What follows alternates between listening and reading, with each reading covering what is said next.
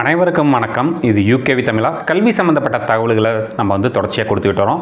அதுமாதிரி நம்ம சேனலில் பார்த்திங்கன்னா வேரியஸ் கைண்ட்ஸ் ஆஃப் கவுன்சிலிங் சம்மந்தப்பட்ட தகவல்களையுமே நம்ம கொடுத்துட்டு வரோம். ஸோ இப்போ பார்த்திங்கன்னா எல்லா பேரண்ட்ஸ் மற்றும் ஸ்டூடெண்ட்ஸ் தயாராகிட்டு இருக்கிறது என்ன பார்த்திங்கன்னா டிஎன்இஏ தமிழ்நாடு இன்ஜினியரிங் அட்மிஷன்ஸுன்னு சொல்லக்கூடிய தமிழ்நாடு இன்ஜினியரிங் கவுன்சிலிங்காக பேரண்ட்ஸ் அண்ட் ஸ்டூடெண்ட்ஸ் ரெடி ஆகிட்டு இருக்கீங்க. ஸோ இந்த பர்டிகுலர் வீடியோவில் நான் எதை பற்றி சொல்ல போகிறேன் அப்படின்னு பார்த்தீங்கன்னா சாய்ஸ் ஃபில்லிங். ஸோ சாய்ஸ் ஃபில்லிங்னா என்ன, இந்த சாய்ஸ் ஃபில்லிங்கை எப்போ தயார் பண்ணணும், எப்படி தயார் பண்ணணும் அப்படிங்கிற தகவல்கள் தான் பார்த்திங்கன்னா இந்த வீடியோவில் சொல்ல போகிறேன். ஸோ முழுமையான தகவல்கள் வேணுங்கிறவங்க இந்த வீடியோவை ஸ்கிப் பண்ணாமல் பாருங்கள். ஸோ இப்போ இந்த தமிழ்நாடு இன்ஜினியரிங் அட்மிஷன்ஸ் கவுன்சிலிங்கான ரேங்க் லிஸ்ட்டு வந்தாச்சுங்க. ஸோ ரேங்க் லிஸ்ட் வந்ததுலேருந்தே பேரண்ட்ஸ் என்ன கேட்குறாங்கன்னு பார்த்தீங்கன்னா என் ரேங்க்குக்கு என்ன மாதிரியான காலேஜில் சீட்டு கிடைக்கும், என்ன டிபார்ட்மெண்ட் கிடைக்கும், இல்லை அவங்க நினச்சிருக்கக்கூடிய கல்லூரிகளில் இடங்கள் கிடைக்குமா அப்படிங்கிறத நம்ம வாயிலிருந்து கேட்டு வாங்கணும் அப்படின்ட்டு நிறையா பேரண்ட்ஸ் அண்ட் ஸ்டூடெண்ட்ஸ் முயற்சி பண்ணிகிட்டே இருக்காங்க.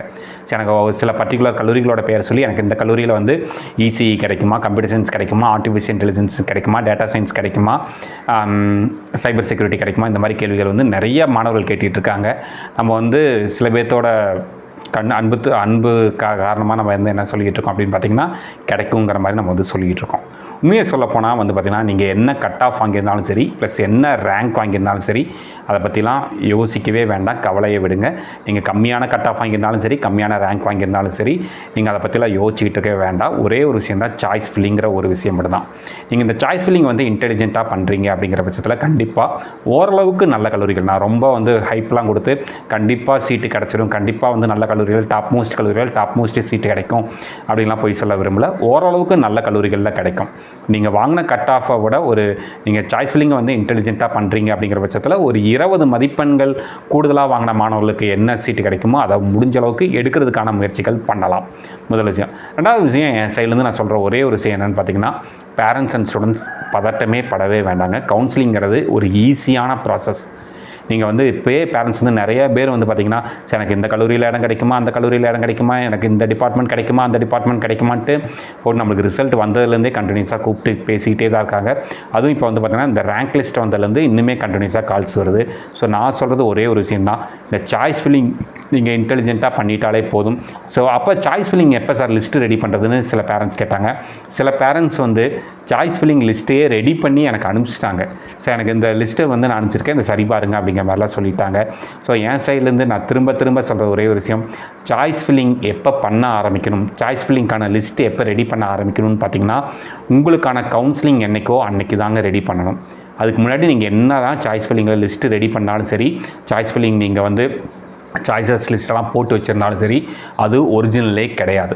உதாரணத்துக்கு சொல்கிறேன், இப்போ நம்ம ஃபஸ்ட் ரவுண்டோட இன்ஜினியரிங் கவுன்சிலிங்கிறது பார்த்திங்கன்னா ஜூலை 29 ஆரம்பிக்க போகிறதா சொல்லியிருக்கிறாங்க. ஸோ ஜூலை 29 காலையில் அரௌண்ட் ஒரு 10 to 11 மணிக்கு தான் பார்த்திங்கன்னா நம்மளுக்கு என்ன ரிலீஸ் ஆகும்னு பார்த்திங்கன்னா வேக்கன்சி லிஸ்ட். ஃபஸ்ட் ரவுண்டுக்கு மட்டும் இனிஷியல் வேக்கன்சி லிஸ்ட் ரிலீஸ் ஆகும். செகண்ட் ரவுண்ட் அண்ட் தேர்ட் ரவுண்டுக்கு பார்த்திங்கன்னா செகண்ட் ரவுண்டுக்கு vacancy list after round 1, third ரவுண்டுக்கு வேக்கன்சி லிஸ்ட் ஆஃப்டர் ரவுண்ட் 3ங்கிறது உங்களுக்கு ஒரு 3 நாள் சாய்ஸ் ஃபில்லிங் தராங்க இல்லைங்க. அந்த 3 நாளில் முதல் நாளோட காலையில் 10 மணிலேருந்து 11 மணிக்குள்ளே மட்டும்தான் ரிலீஸே ஆகுங்க. அதிகபட்சம் காலையில் 9 மணிக்கு 7 மணிக்கெலாம் ரிலீஸ் ஆகுது. குறைஞ்சபட்சம் 10 மணி, மேக்ஸிமம் 11, 12 மணிக்கு கூட ரிலீஸ் ஆகிறதுக்கு வாய்ப்புகள் இருக்குது. சரிங்களாங்க. அப்போ தான் ஒரிஜினலாகவே நம்மளுக்கு என்ன தெரிய வரும்னு பார்த்திங்கன்னா என்ன கல்லூரியில் என்ன சீட் இருக்குது அப்படிங்கிற விஷயமே தெரிய வரும். ஏன்னா இப்போ எனக்கு ரீசெண்டாக ஒரு பேரண்ட் ஃபோன் பண்ணி சாய்ஸ் லிஸ்ட் அனுப்பிச்சிட்டேன் சார், நீங்கள் செக் பண்ணுங்க அப்படின்ட்டாங்க. நான் திரும்ப அவர்கிட்ட சொல்கிறேன், சார் சாய்ஸ் லிஸ்ட்லாம் இப்போ எதுவுமே ரெடி பண்ண வேண்டாம். காரணம் என்னென்னு பார்த்தீங்கன்னா என்னென்ன கல்லூரிகளில் என்னென்ன டிபார்ட்மெண்ட் இருக்குங்கிற தகவல்கள் யார் கையிலையும் கிடையாது, எத்தனை சீட் இருக்குங்கிற தகவல்கள் கிடையாது, என்னென்ன கம்யூனிட்டிக்கு ஒதுக்கி இருக்காங்க அப்படிங்கிற தகவல்கள் நம்மக்கிட்ட கிடையாதுங்க. ஸோ இதெல்லாம் எப்போ கிடைக்குன்னு பார்த்தீங்கன்னா அந்த இனிஷியல் வேக்கன்சி லிஸ்ட்டில் தான் கிடைக்கும். நிறையா பேரண்ட்ஸ் என்ன பண்ணுறாங்கன்னு பார்த்தீங்கன்னா சரி சார் நான் இனிஷியல் வேக்கன்சி லிஸ்ட்டு வந்தோடனே இப்போ ப்ரிப்பேர் பண்ணுறேன்னு சொல்லி ரவுண்ட் 3, ரவுண்ட் 2 மற்றும் ரவுண்ட் 3 மாணவர்கள் அந்த இனிஷியல் வேக்கன்சி லிஸ்ட்டை வச்சு நாங்கள் ரெடி பண்ண முடியுமான்னு கேட்டால் கம்பல்சரி அது எந்த விதத்துலையும் உங்களுக்கு ரவுண்ட் 2 மாணவர்களுக்கும் ரவுண்ட் 3 மாணவர்களுக்கும் யூஸ் ஆகாது. ஸோ உங்களுடைய கவுன்சிலிங் என்றைக்கோ அன்னைக்கு காலையில் ரிலீஸ் ஆகக்கூடிய வேக்கன்சி லிஸ்ட்டு மட்டும்தான் உங்களுக்கு உபயோகமாக இருக்கும்.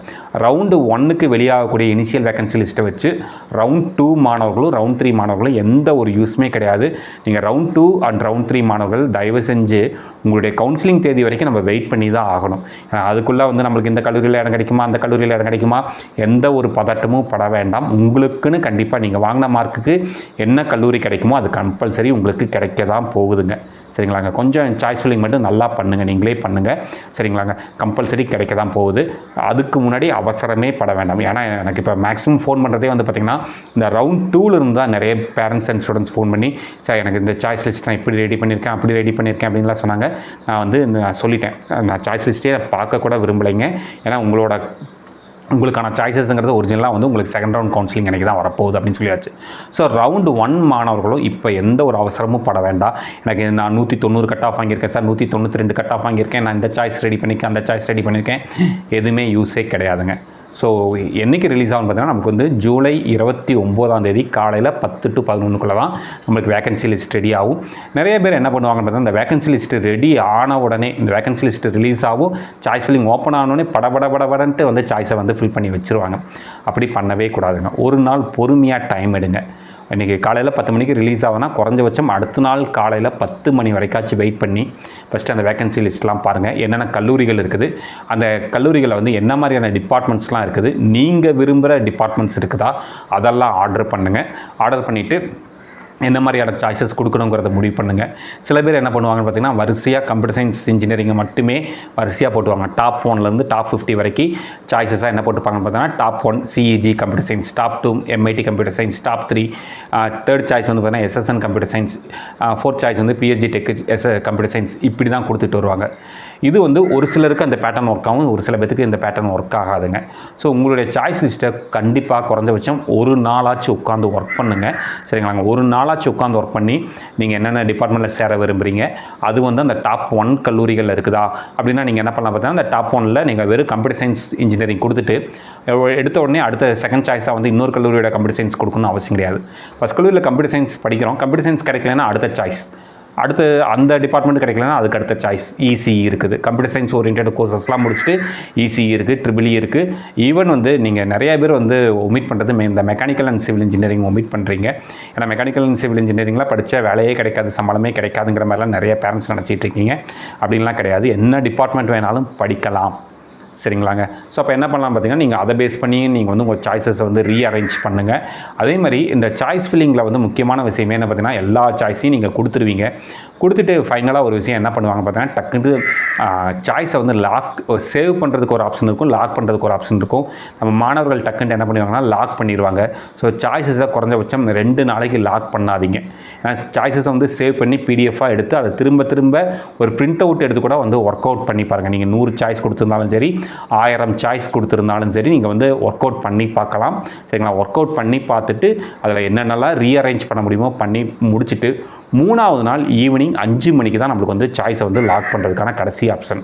ஸோ நீங்கள் வந்து பொறுமையாக டைம் எடுத்து ஒரு 3 மணி வரைக்கும் கூட டைம் எடுத்து எவ்வளோக்கு எவ்வளோ ரீஅரேஞ்ச் பண்ண முடியுமோ, ரீஸ்ட்ரக்சர் பண்ண முடியுமோ அதெல்லாம் பண்ணி முடிச்சுட்டு கூட நீங்கள் வந்து என்ன பண்ணலாம் அப்படின்னு பார்த்தீங்கன்னா ஒர்க் அவுட் பண்ணி 3 மணிக்கு கூட லாக் பண்ணலாம்.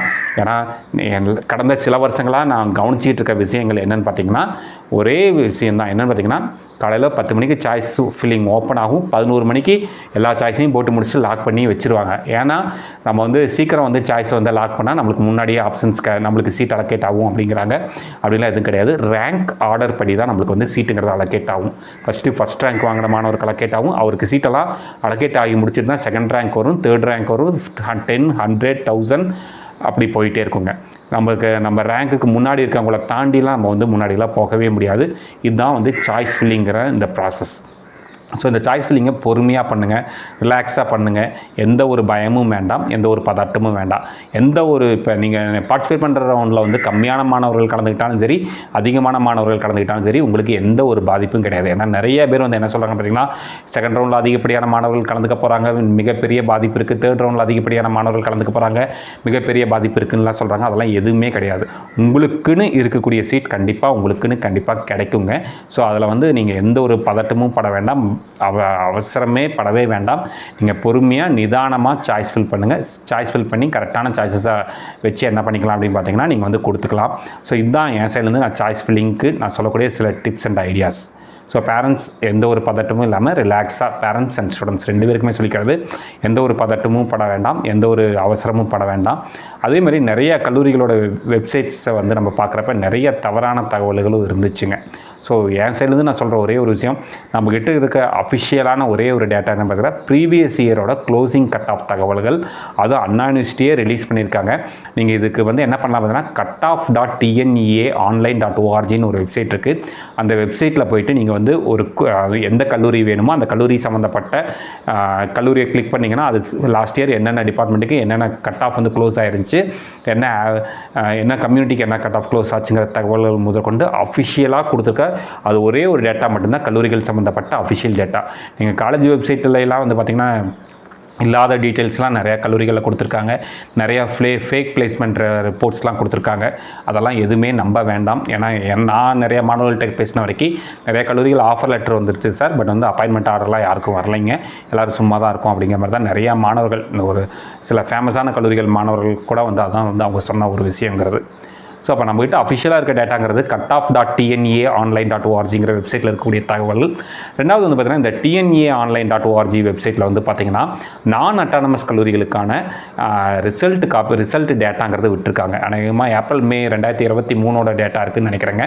அதை போய் பார்த்திங்கன்னா நீங்கள் விரும்புகிற கல்லூரி, நீங்கள் ஜாயின் பண்ண விரும்புகிற கல்லூரியில் எத்தனை மாணவர்கள் பாஸ் பண்ணாங்க, எத்தனை மாணவர்கள் ஃபெயில் ஆனாங்க, எவ்வளோ பாஸ் பர்சன்டேஜ், இந்த டேட்டா கொடுத்துருக்காங்க. இது வந்து நான் அட்டானமஸ் கல்லூரிகளுக்கு மட்டும் தான் கொடுத்துருக்காங்க. ஏன்னா அட்டானமஸ் கல்லூரிகளோட டேட்டாங்கிறது வராது. ஸோ நான் அட்டானமஸ் கல்லூரிகளோட டேட்டா இருக்கிறப்ப நீங்கள் ஒரு வேளை உங்களுக்கு வந்து நான் அட்டானமஸ் கல்லூரிகளில் தான் சீட்டு கிடைக்கிற மாதிரி இருக்குது அப்படின்னு பார்த்தீங்கன்னா, நீங்கள் அந்த டேட்டா செக் பண்ணிவிட்டு அதுக்கடுத்து நீங்கள் அந்த கல்லூரியை வந்து சாய்ஸ் லிஸ்ட்டில் வைக்கலாமா வேண்டாமாங்கிறத முடிவு பண்ணிக்கோங்க. இது மாதிரி கண்டினியூஸாக கவுன்சிலிங் சம்மந்தப்பட்ட தகவல்கள், கட் ஆஃப் சம்மந்தப்பட்ட தகவல்கள் மற்றும் கல்லூரிகள் சம்மந்தப்பட்ட தகவல்கள் வேணுங்கிறவங்க யூகேவி தமிழா அப்படிங்கிற இந்த யூடியூப் சேனலை சப்ஸ்கிரைப் பண்ணிக்கோங்க. மற்றும் இந்த வீடியோ உபயோகமானதாக இருந்துச்சுன்னா இந்த வீடியோவை TNEA 2024 கவுன்சிலிங்கில் பார்ட்டிசிபேட் பண்ணக்கூடிய மாணவர்களுக்கும் மற்றும் அவங்க பெற்றோர்களுக்கும் ஷேர் பண்ணுங்கள். மிகவும் நன்றி.